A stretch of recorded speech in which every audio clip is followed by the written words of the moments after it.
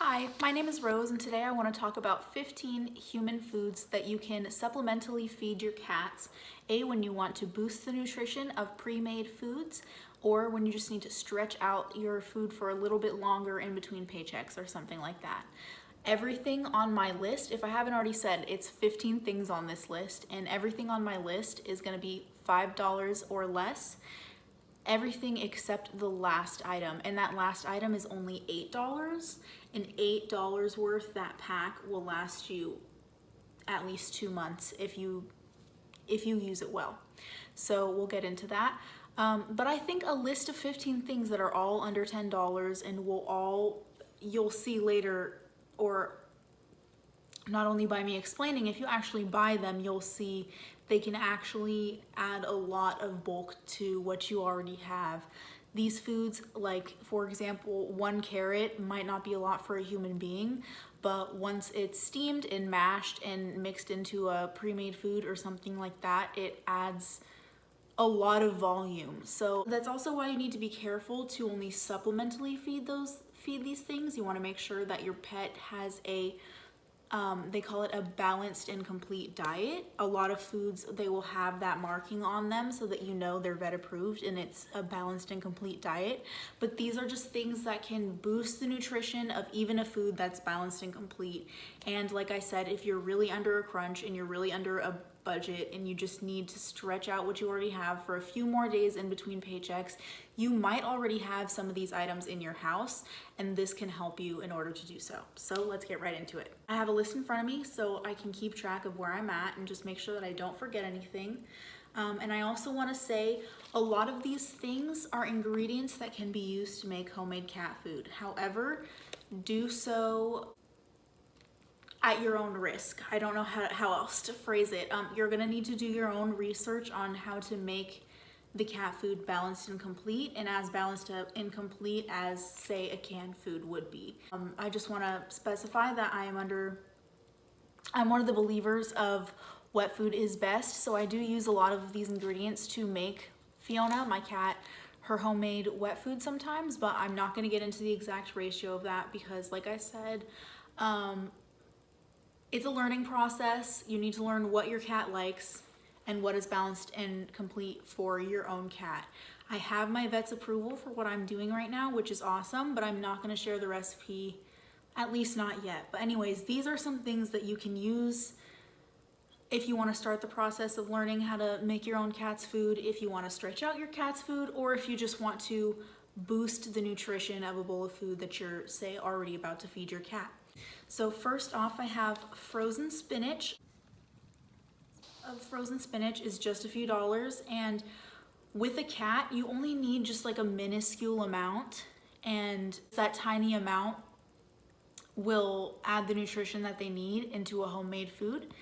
And that bag that's only a few dollars will last you forever. However, by the end of this list, if you were, say, making your own homemade wet food, even though you're using a small amount, excuse me, even though you're using a pretty small amount of everything on the list, by the end, I have a massive amount of cat food and I can divide it into multiple containers, throw them all in the freezer, and then one by one as I need them, pull them out of the freezer, and each container will last me about a week. So I'm just saying, even though these things can only be fed in small amounts, some of them, in order to keep their diet balanced and complete, they are still noteworthy because even if you buy all of them, it's pretty cheap to be feeding your cat that way. Anyways, so our first item was frozen spinach. I guess you could also use fresh, but I just noticed that frozen is cheaper, and for how much I need to feed my cat, it's easier to just use a tiny bit and throw the bag back into the freezer. Number 2 are carrots. These are extremely cheap. It should only cost you a few cents. You should be buying them for your cat, at least in the section where you can buy just 1 or 2 at a time, because 2 large carrots is plenty if you're making a large batch of cat food at home. But that was just something I wanted to add because 2 large carrots, if you buy them at the grocery store in singles, they shouldn't cost you more than $1. So I think that's really awesome because that would add a lot of volume for barely any difference to your pocket. And number 3 is canned pumpkin. My favorite is the one from Trader Joe's because I find that their organic canned pumpkin is pretty much the same price as a regular canned pumpkin at any other grocery store. So I love that one. It's super good for digestion. So if you have one of those cats that's a little barfy, or I don't know how else to put it, if they always have an upset stomach, I did ask my vet about this, and canned pumpkin is something that you can supplementally feed to help with that. But as always, check with your vet, sure of anything. And the next thing I want to say is canned salmon. I will say that I'm pretty picky about what fish I let Fiona have because of the mercury in it, and I just kind of try to feed her logically. If it's not something a cat would come across in the wild and be able to eat, why would I give it to her? And I'm gonna be real, I don't see her fishing or getting in water anytime soon. So I do kind of limit the fish that I give her, but with homemade food, you want it to be enticing. So things like canned salmon are ways that you can help get your cat interested in the food if you just use it sparingly. Same goes for other kinds of canned fish, which I will mention on the list. But a huge benefit of these is they give you virtually the same effect of a more expensive product, which is salmon oil, which is extremely popular for cat owners to buy right now. I will admit I have some in my fridge, but you live and you learn, you live and you learn. These canned fishes often do the same exact thing while adding protein and enticement to your cat's food, which the salmon oil usually doesn't do, or at least in my experience. It does not entice my cat to eat it more. It's a source of fat, it's not protein. So I would just say that adding salmon, or very similarly, our next item, canned sardines. Sardines sparingly is a great way to get in those same nutritional benefits. It will help with their coat and their skin, and honestly, Fiona's never been softer. And next I want to say coconut oil. This is a little bit of a weird one. If you feed it very sparingly, it's safe, and she loves itty bitty bits of coconut oil more than she likes any treat. Also, if you are making a homemade food, you might need to add a little bit more fat depending on what kind of meat you're using. So of course, check with your vet on that if you want to add in a little bit of fat. If I want to add in a little bit of fat, sometimes that is how I will do so. So coconut oil is great. Another thing I heard helps entice their appetite is nutritional yeast. However,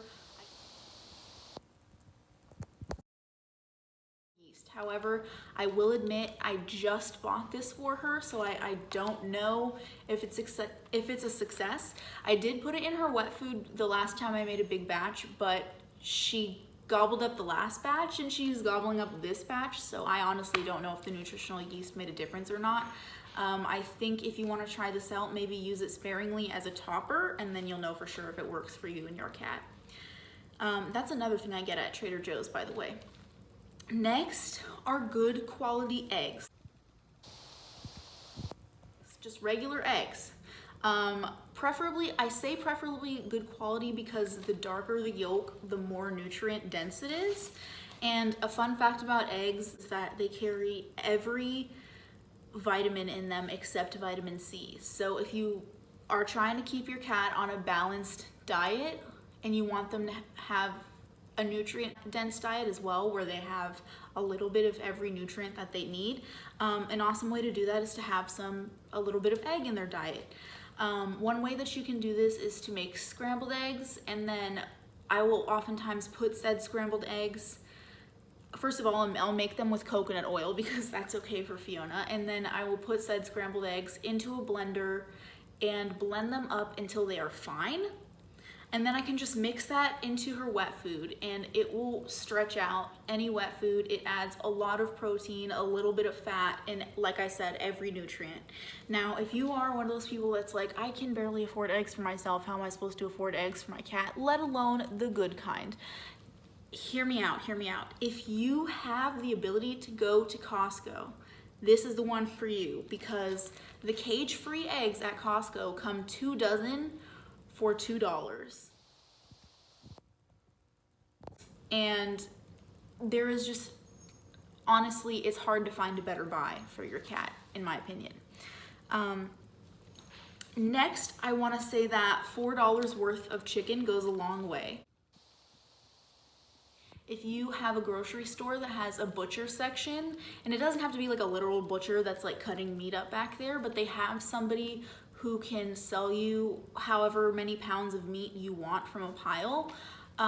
If you say like, I just want $4 worth or $3 worth, you'd be surprised. Or if you say like, I just want one large chicken breast, in my experience, one large chicken breast, which can make an entire large batch of cat food for Fiona when adding other things from this list, that chicken breast will cost me around $3. Another thing that also costs me around $3 is a pound of ground turkey, usually in the frozen section, or also a pound of ground chicken thigh, or I think that was a bonus one because I didn't put ground chicken thigh on my list. So that's 16. And then what else?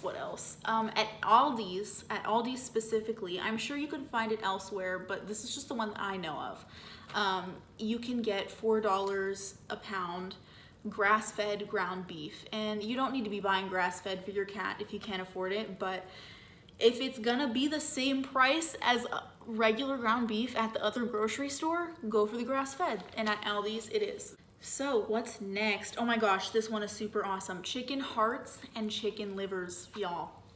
Have some in my freezer right now. I have been meaning to pick some up from the grocery store for weeks, and the stars just never align. When I remember, the grocery store doesn't have them. It's infuriating, and then I forget when I'm at the grocery store that does have them. But I'll show it to you in a second, but you can get yourself a container once you cook them and grind them up the same way that I explained the scrambled eggs. Lasts you forever, and it adds so much nutritional value to your cat's food.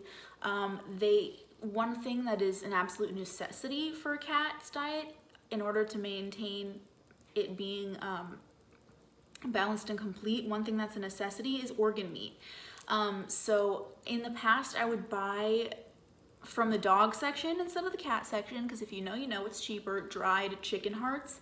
But if you buy them fresh from the grocery store, whether it's chicken hearts, chicken livers, turkey giblets, I don't know how to say it, whatever it is, I promise you it's gonna be cheaper than that dehydrated kind for your animals.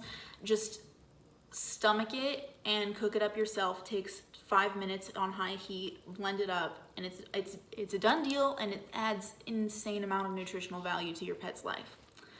Next on my list is zucchini. This one is similar to, I guess, the carrots and the frozen spinach. You only need a little bit, and it's one of those things that will help stretch out a homemade food.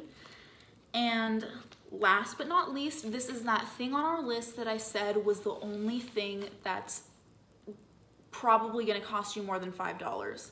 I've heard that you can go to like an ethnic grocery store and buy just 1 dozen of them at a time.